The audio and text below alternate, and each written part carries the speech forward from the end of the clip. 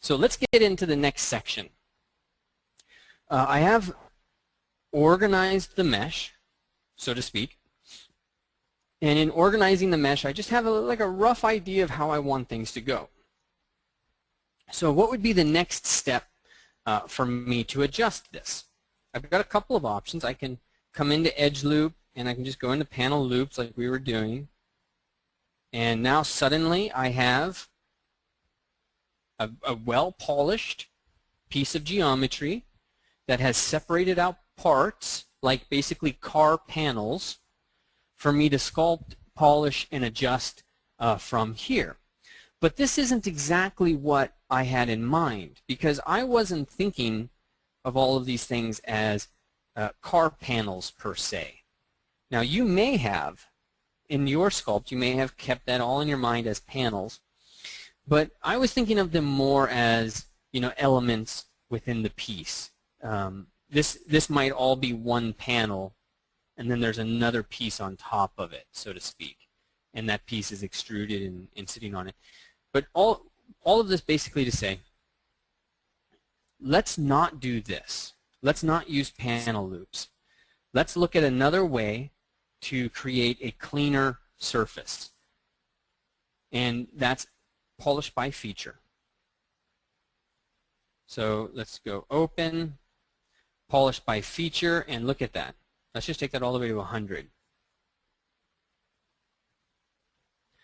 So now, what I'm hoping you're seeing is that I went in there and sculpted a form, and then I adjusted the masks, and I adjusted the, you know, the poly groups and all of that, and now I'm starting to get really cool edges.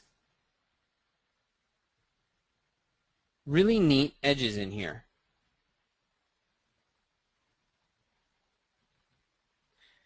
And this is, believe it or not, this is really, really, really important to Pixologic, that one feature. Anybody want to take a guess at why polish by features is going to be a really important part of what Pixologic wants you to do? That's, the answer is a bit of an essay, but and I'll explain it here. So happy accidents, things like that. But the way I would phrase it, which I'm having to think of the phrasing right now.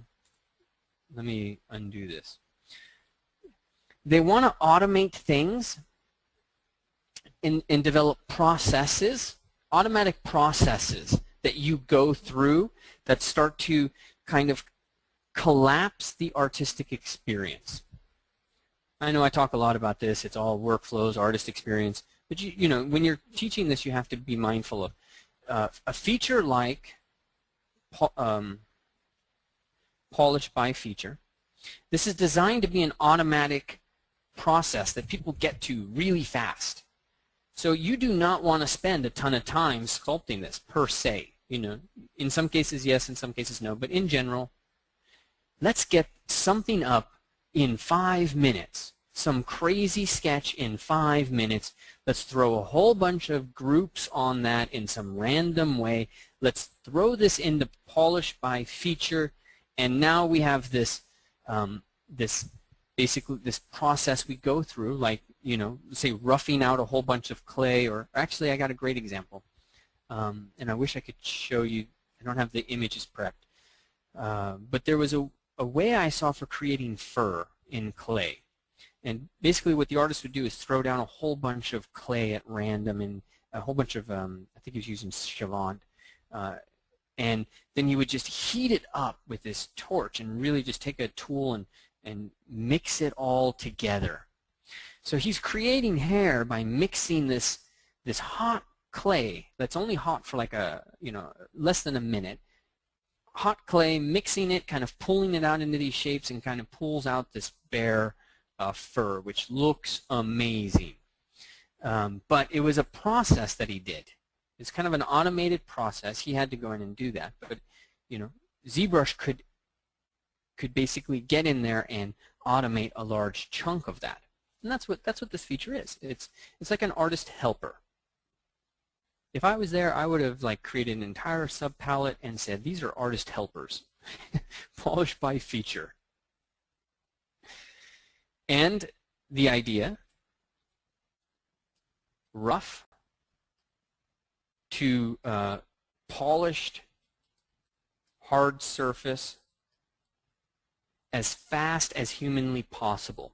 If you can go from a roughed-in idea to a polished hard surface while your director is out for lunch, then that's pretty amazing, right? Like imagine in the morning you sketch out the shape and the form, comes in and says, hey, I like it, let's see where this goes, and then heads out for lunch, and when he comes back you have hard surface shape sitting there.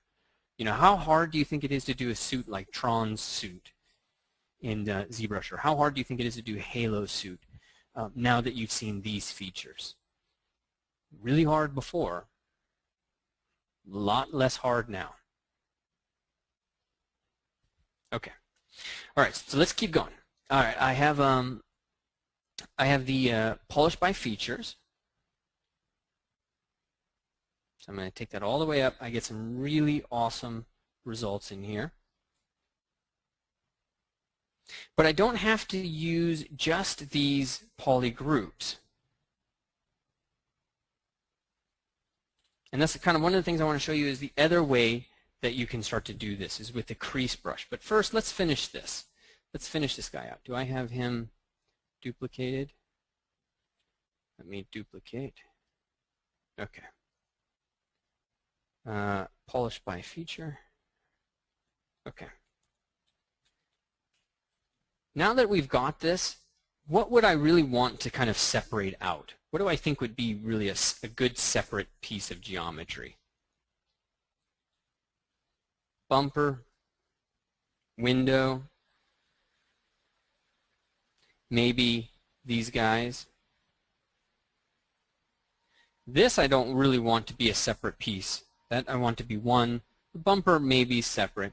But now I'm going to start to make the decision of what do I start to separate out and what do I keep the same, and then what do I kind of go in and start to add a little bit more detail to. So where are we at in this presentation? We're at about the 2-hour mark. All right, so let's take a look at, not that one, but this one.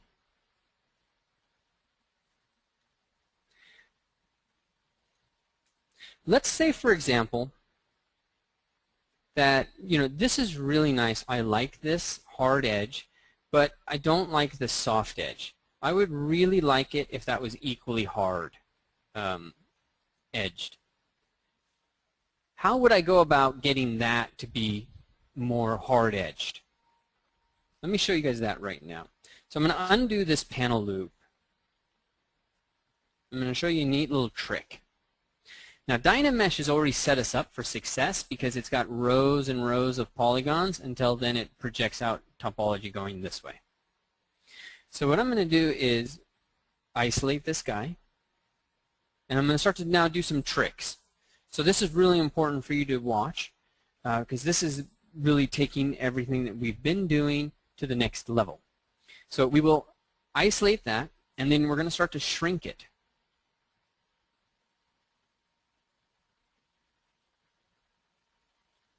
So we're going to start to shrink it, and then we're going to group and say group visible. Or Control W. All right? So we'll do something like that. Now, if we come into deformation and we say polish by feature, see how nice that is? And it didn't take any time whatsoever. In fact, it didn't even take that. It did not even take that extra polygon loop that I put in there with the slice brush because I'm old school. All I did was just basically add it, and it looks quite ugly. Boom, boom, boom. And this would normally scare me, but it's fine. It's perfect. There's no issue whatsoever. Everything collapsed, and the geometry and the algorithm is actually figured it out better, in my view, than what it did when I put an edge loop around it.